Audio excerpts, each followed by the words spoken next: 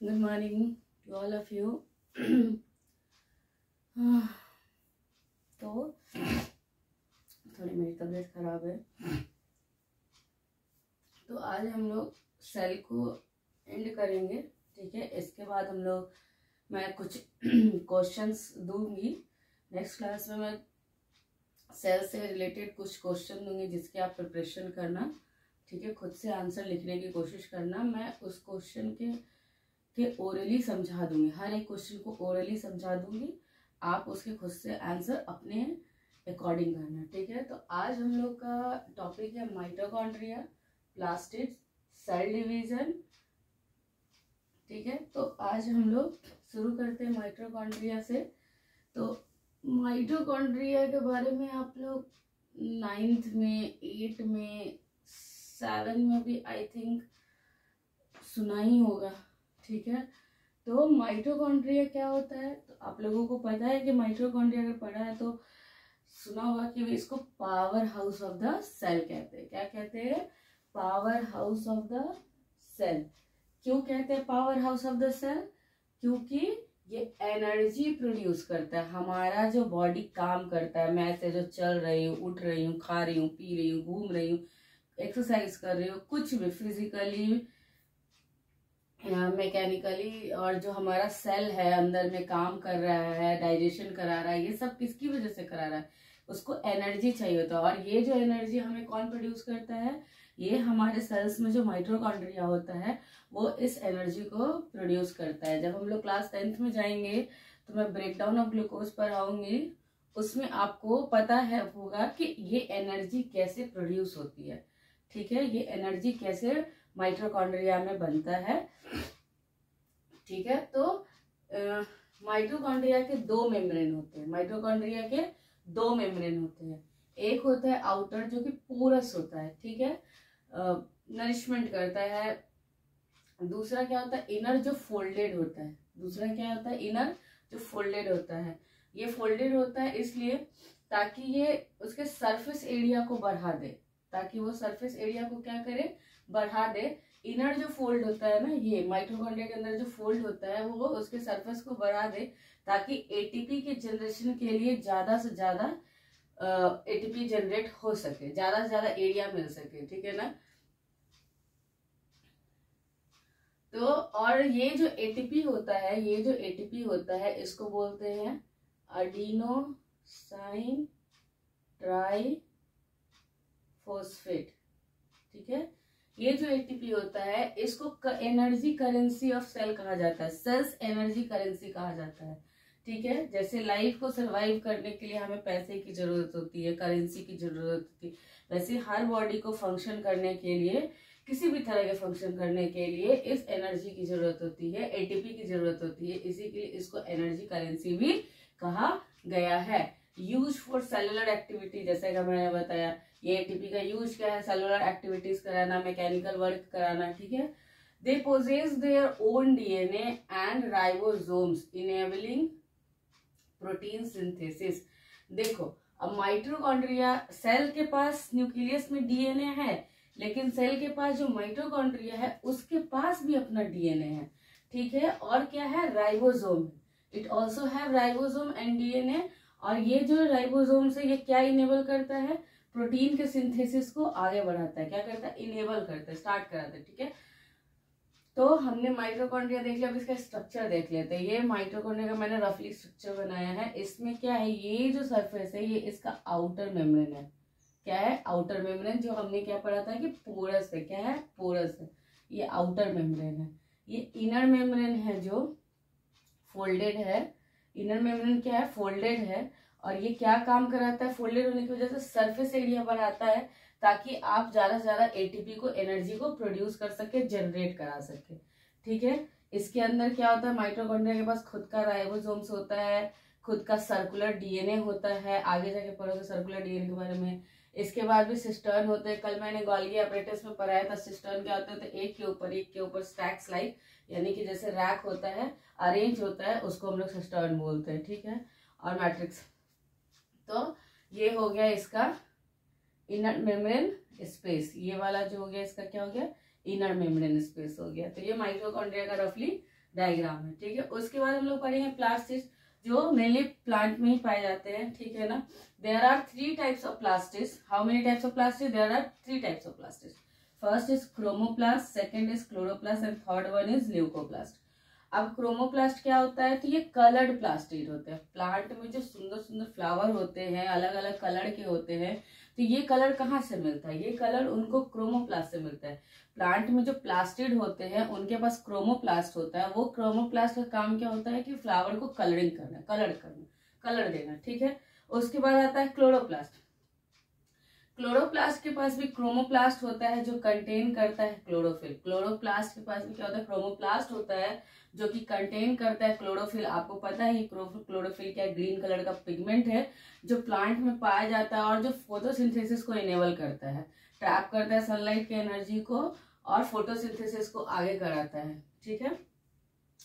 Enabling photosynthesis विच regulate atmospheric oxygen level, ठीक है। उसके बाद हमने देखा क्या है, तो आप बताइए क्लोरोप्लास्ट क्या है? तो क्रोमोप्लास्ट कंटेन करता है क्लोरोफिल जो कि इनेबल करता है किसको? फोटोसिंथेसिस को। ल्यूकोप्लास्ट क्या है? तो इसके पास कलरेशन की कमी होती है, इसके पास कलर नहीं होता है, ठीक है ना। और फंक्शन कैसे करता है? तो स्टोरेज साइट फॉर स्टार्च। आप कोई फूड खाते हो या प्लांट है उसके पास स्टार्च है तो वो स्टोर करता है कौन? ल्यूकोप्लास्ट, ठीक है ना। इसके पास कलर नहीं होता है, ये स्टार्च को स्टोर करता है, ऑयल को स्टोर करता है, प्रोटीन के ग्रैन्युअल्स मतलब छोटे छोटे टुकड़े जो होते हैं उसको बोलते हैं हम लोग ग्रैन्युल। लाइक पत्थर के छोटे छोटे टुकड़े कर दो उसको ग्रैन्युअल्स बोलते हैं। तो ये प्रोटीन के ग्रैन्युअल्स के, ठीक है। एक बार फिर से देखते हैं। There are 3 types of plastids. Plastic mainly found in plant. There are 3 types of plastic. First is chromoplast, second is leucoplast, and third one is leucoplast. Chromoplast are colored plastics. Chloroplast contain chromoplast containing chlorophyll जो कि enabling करते हैं किसको? Photosynthesis को। leucoplast क्या है? Lack of colouration है, इसमें कलर नहीं होता है। एंड फंक्शन कैसे करता है? स्टोरेज। किसके लिए स्टोरेज? स्टार्च के लिए, ऑयल के लिए एंड प्रोटीन के ग्रैनुअल्स के लिए। तो ये हमारा माइटोकॉन्ड्रिया एंड प्लास्टिड्स हो चुका है फिनिश। अभी हम लोग देखेंगे सेल डिवीजन के बारे में। सेल डिवीजन के बारे में क्लास 9 में बहुत ज्यादा डिटेल में नहीं पढ़ना है, ये क्लास 11th का टॉपिक है, लेकिन थोड़ा सा आप लोग जान लो जो जितना जानने की जरूरत है। There are 2 types of cell division. First is mitosis and second is meiosis.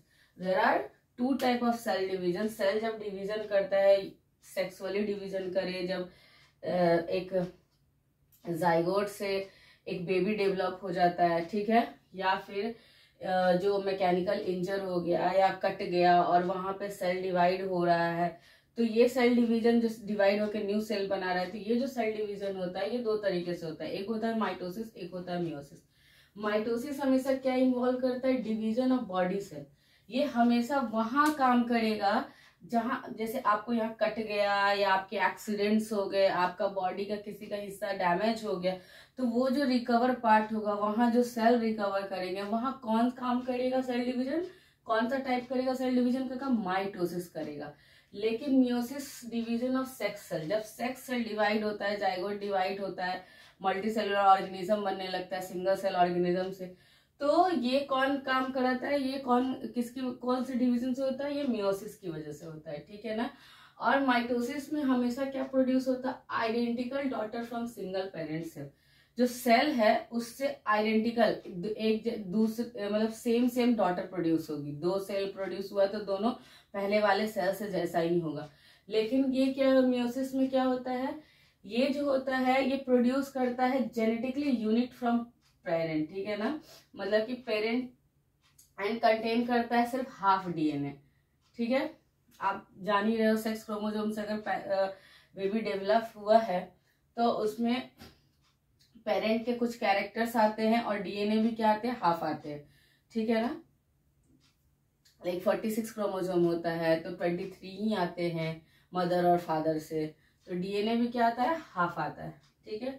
उसके बाद हम लोग it produce 2 identical daughter from single parent cell, ठीक है। It produce genetically unique from parent and contain only half DNA, ठीक है। तो उसके बाद हमने सेल डिवीजन देख लिया। There are 2 types of cell division, mitosis and meiosis, ठीक है, मेनली ये पॉइंट याद रखो आप लोग। It involves the division of body cell. Mitosis body cell के डिवाइड करता है, कहीं पे लाइक वुंड वगैरह हो गया है, कट गया है, मैकेनिकल इंजर हो गया, सेलुलर इंजर हो गया, तो ये काम करेगा माइटोसिस। लेकिन जब सेक्स सेल बनेगा तो कौन करेगा, हमारा मियोसिस डिवीजन कराएगा। ठीक है, उसके बाद हम लोग देख लेते हैं कुछ पॉइंट। डबल मेम्ब्रेन कौन कौन सा था, ये क्वेश्चन आता है कि which organelle is have a double membrane, which organelle have a single membrane, which organelle have are membraneless. तो हम लोग देख लेते हैं डबल मेम्ब्रेन कौन कौन है, nucleus, mitochondria and plastid. Double membrane कौन कौन होता है, न्यूक्लियस, याद रखिएगा मैंने पढ़ाया था न्यूक्लियस में कि न्यूक्लियस डबल मेम्ब्रेन होता है। माइटोकॉन्ड्रिया के बारे में अभी देख लीजिए, डबल मेम्ब्रेन है। और प्लास्टिड्स के बारे में भी क्या है, तो ये क्या है, डबल मेम्ब्रेन है। उसके बाद सिंगल मेम्ब्रेन कौन कौन सा है, सिंगल मेम्ब्रेन कौन कौन सा है, वैक्यूल। वैक्यूल क्या है, सिंगल मेम्ब्रेन है, और वैक्यूल के आउटर लेयर को हम लोग टोनोप्लास्ट कहते हैं।